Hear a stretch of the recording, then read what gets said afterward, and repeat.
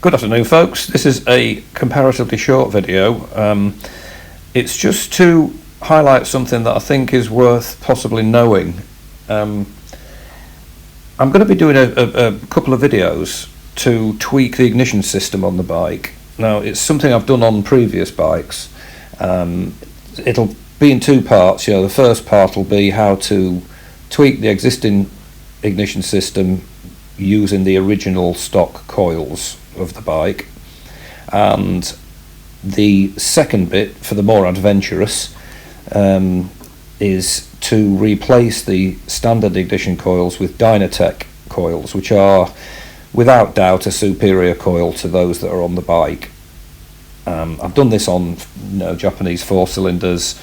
Dynatech make twin output coils, single output, single fire, various ohm resistances and so on, and I'm planning on replacing the stock coils with Dynatech single fire 3 ohm coils, as I've done on other bikes. That aspect of it's a bit experimental because I don't know if I can actually physically get them to fit the bike. So there'll be two parts to it. The first bit is tweak the existing coils, and the second bit is rave it all out and replace it. So watch this space if you haven't fallen asleep by then.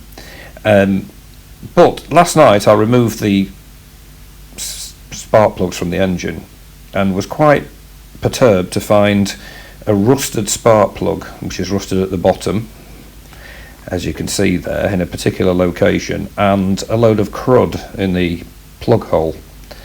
Well, sorry, not the plug hole, the actual casting. Now if you look at that casting there, it's a straight drill out job all the way through the head down to where the plug hole is then machined in.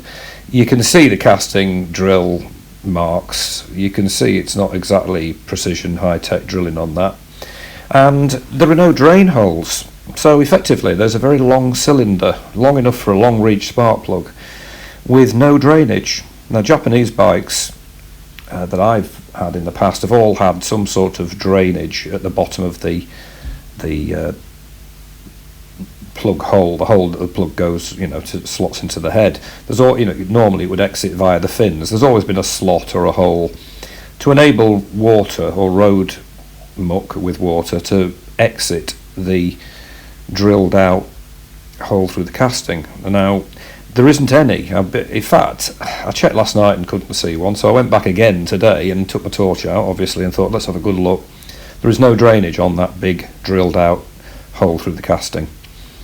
So even with I was using the standard HT caps, Royal Enfield HT caps, which I'll do a separate video on, and yes, they have a rubber seal at one end and a seal at the top for the HT lead and so on, but despite that, water and road muck has got past them, and because it can't drain away, I believe what's happened is that the water has sat there, and then the engine heat being directly above the plug has made the water evaporate, leaving behind whatever's suspended in the water in the first place. Now that could be lime, it could be road salt if you're out in the winter, or there's a bit of salt left on the road.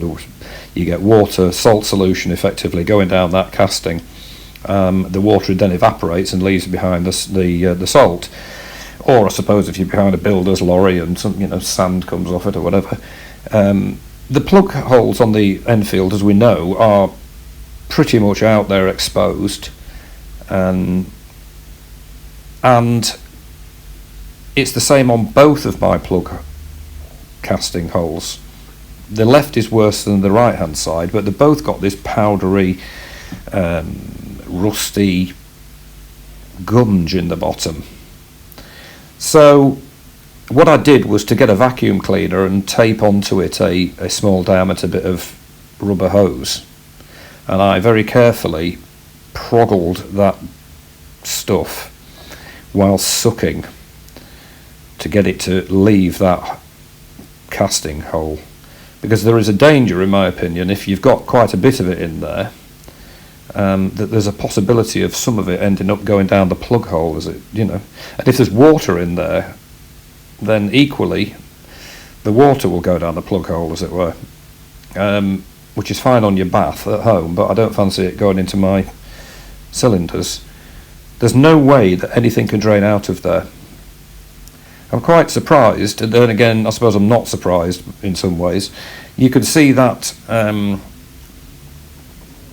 gunge that's there, and it is a sort of powdery, caked on filth.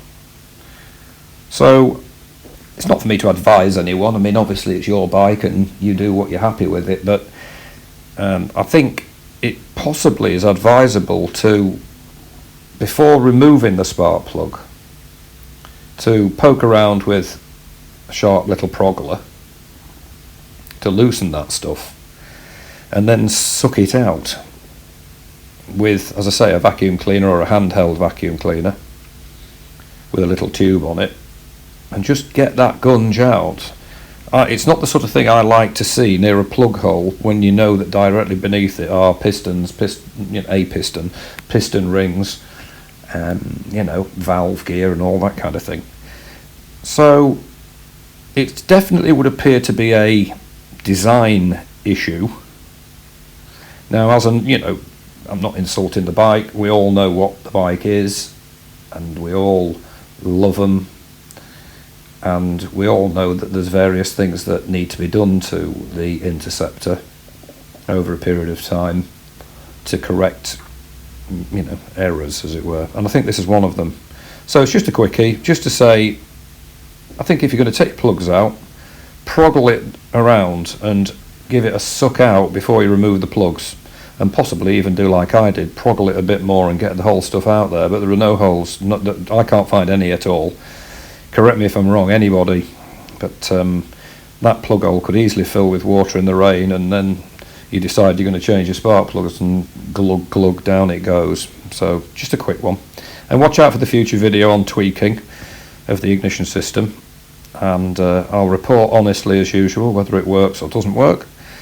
In the meantime, if you're out on your bike with cruddy plug holes or even pristine plug holes, take care, and I will post again soon. Bye for now.